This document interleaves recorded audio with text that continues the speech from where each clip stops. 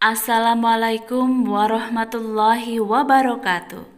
Bagaimana kabarnya anak-anakku semua, anak hebat di seluruh Indonesia? Hari ini kita akan belajar tema 3, tokoh dan penemuan, subtema 2, penemuan dan manfaatnya pembelajaran keempat. Ayo siapkan buku siswamu, buku tulis, serta peralatan tulis lainnya. Simak video pembelajaran dengan seksama supaya kalian mendapatkan ilmu yang bermanfaat. Jangan lupa like and subscribe channel Arum DJ Astuti supaya kalian selalu mendapatkan video pembelajaran terbaru. Anak-anak, hari ini kalian akan merefleksi diri terhadap pelaksanaan kewajiban sebagai pelajar. Ini merupakan muatan pelajaran PKN. Dan kalian akan mengidentifikasi kalimat efektif pada teks bacaan. Ini merupakan muatan pelajaran bahasa Indonesia. Ayo semangat belajar, meskipun kalian belajar dari rumah, tidak berarti semangat kalian luntur ya. Oke, mari kita belajar bersama. Pada pertemuan sebelumnya, kamu telah belajar tentang penemu jam. Salah satu manfaat dari penemuan jam adalah membantu kita disiplin terhadap waktu. Bagaimana dengan kamu? Apakah kamu sudah disiplin waktu? Anak, hari ini kalian merefleksikan diri kalian. Kalian mengingat-ingat, apakah selama ini kalian sudah disiplin? Apakah kalian selama ini dari kelas 1 sampai kelas 5 kemarin kalian pernah datang terlambat ke sekolah?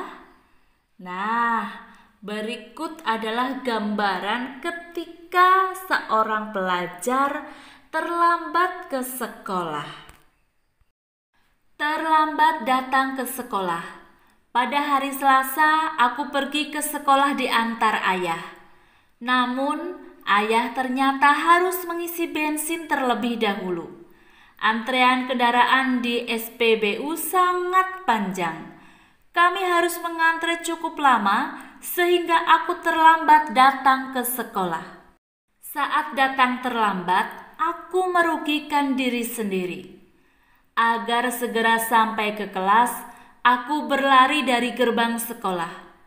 Aku merasa gugup dan lelah sehingga tidak dapat berkonsentrasi di kelas. Aku menjadi sering bertanya kepada teman di sebelahku karena tertinggal pelajaran. Berarti jika terlambat, kalian akan merugikan teman kalian juga ya. Tidak hanya merugikan diriku sendiri, aku juga merugikan guru dan teman-temanku.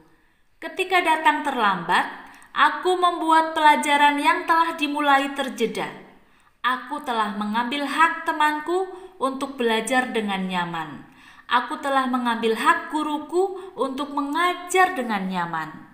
Datang terlambat ke sekolah membuatku belum melaksanakan kewajiban sebagai pelajar yang disiplin. Oleh karena itu, agar tidak terlambat, aku meminta ayah mengisi bensin setelah pulang kerja. Jika harus membeli bensin pada pagi hari, kami harus berangkat lebih awal. Aku juga akan bangun lebih pagi sehingga dapat bersiap dan berangkat ke sekolah lebih awal. Jadi anak-anak, besok ketika kalian sudah mulai belajar di sekolah, usahakan kalian bangun lebih awal, kemudian mempersiapkan peralatan sekolah sehingga saat kalian berangkat sekolah kalian tidak terlambat. Karena ketika kalian terlambat, kalian akan merampas hak teman dan gurumu untuk melakukan kegiatan belajar mengajar secara nyaman. Jadi, ayo kalian harus disiplin. Perhatikan gambar pada buku siswamu. Dilihat ya. Gambar yang pertama ada seorang anak membuang sampah sembarangan. Gambar yang kedua ada anak yang bermalas-malasan, tidak semangat belajar. Dan yang ketiga, ada kelompok yang sedang mengerjakan tugas secara bersama-sama. Kita lihat, Pada gambar 1, apa kewajiban sebagai pelajar? Menjaga kebersihan lingkungan. Kemudian, apakah kewajiban sebagai pelajar sudah dilaksanakan? Belum, sebab membuang sampah sembarangan. Dan yang berikutnya, apa dampak bagi diri sendiri? Membuat diri sendiri berada di lingkungan yang kotor. Pada gambar kedua, ada anak yang tidak semangat belajar.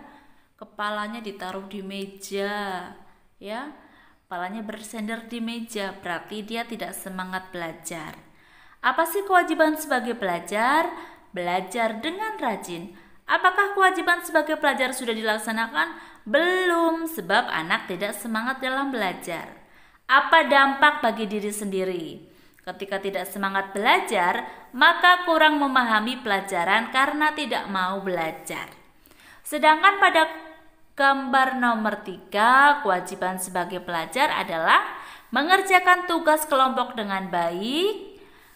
Kewajiban sebagai pelajar juga sudah dilaksanakan sebab mereka mengerjakan tugas kelompok secara bersama. Apa dampaknya bagi diri sendiri? Belajar bertanggung jawab dan bekerja sama dalam kelompok. Apa saja sih kewajiban pelajar dan apa dampak jika tidak melaksanakan kewajiban sebagai pelajar? Contohnya, yang pertama, kewajiban pelajar adalah menaati aturan sekolah. Dampak jika tidak melaksanakan menaati aturan sekolah, maka suasana di kelas menjadi tidak aman dan nyaman. Kewajiban pelajar yang berikutnya adalah memperhatikan guru yang sedang mengajar. Dampak jika tidak memperhatikan guru yang sedang mengajar, maka tidak memahami pelajaran dan mengganggu siswa lain. Kewajiban pelajar yang berikutnya adalah melaksanakan piket kelas. Apa dampak jika tidak melaksanakan piket kelas? Maka kelas menjadi kotor dan tidak nyaman. Kewajiban pelajar yang nomor 4 adalah membuang sampah di tempat sampah. Apa dampaknya jika membuang sampah tidak pada tempat sampah? Maka banyak sampah berceceran di lingkungan sekolah. Kewajiban pelajar yang berikutnya adalah membaca di perpustakaan dengan tenang. Apa dampak jika tidak tenang saat membaca di perpustakaan? Maka pengunjung perpustakaan yang lain akan menjadi terganggu. Jadi anak-anak, mulai sekarang kalian harus melaksanakan kewajiban kalian sebagai pelajar dengan penuh tanggung jawab. Dan ketika kalian melaksanakan kewajiban kalian dengan penuh tanggung jawab, maka kalian akan mendapatkan dampak yang baik untuk diri kalian sendiri, juga orang-orang di sekitar kalian. Pelajaran selanjutnya adalah kalian akan kembali menganalisa tentang kalimat efektif dan kalimat tidak efektif pada bacaan si kotak ajaib. Kalian buka kembali buku siswamu tentang bacaan si kotak ajaib. Bacaan si kotak ajaib ada pada pembelajaran tema 3 subtema 2 pembelajaran 1 halaman 61 pada buku siswa. Pada paragraf pertama ada 3 kalimat yang tidak efektif. Yang pertama adalah ia adalah penemu yang pada kesempatan itu untuk pertama kalinya menunjukkan bahwa gambar hidup dapat ditransmisikan melalui pesawat yang sekarang dikenal sebagai televisi. Ada kata yang bermakna sama, sehingga kita kurangi atau kita buang supaya menjadi kalimat efektif.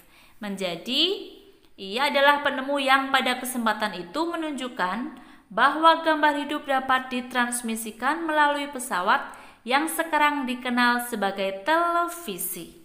Jadi untuk pertama kalinya kita buang supaya menjadi kalimat efektif. Kalimat berikutnya, Bart mendemonstrasikan televisi di depan para bapak-bapak dan ibu-ibu di Royal Institute London. Untuk pertama kalinya, pada tahun 1925. Kita kurangi saja ya, karena para berarti banyak, kemudian nanti ditambah dengan bapak-bapak dan ibu-ibu, berarti nanti akan menjadi kalimat tidak efektif jika digabungkan. Kalian bisa memilih apakah akan menjadi para bapak ibu atau bapak-bapak dan ibu-ibu. Jadi salah satu di antaranya harus dibuang supaya menjadi kalimat efektif. Kalimat yang ketiga, seiring dengan perkembangan teknologi, lalu televisi kemudian terus berkembang hingga menjadi semakin canggih seperti saat ini. Pada kalimat tersebut ada dua keterangan waktu, maka kita ambil satu saja, menjadi seiring dengan perkembangan teknologi, televisi kemudian terus berkembang hingga menjadi semakin canggih seperti saat ini.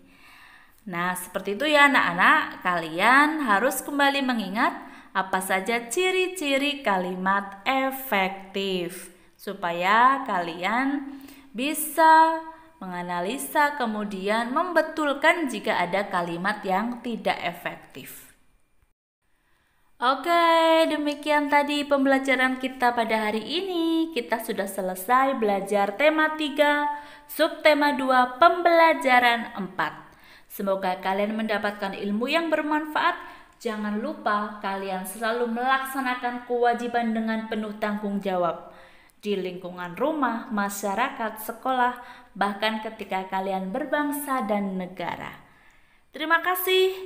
Semoga kalian selalu semangat belajar dari rumah. Wassalamualaikum warahmatullahi wabarakatuh.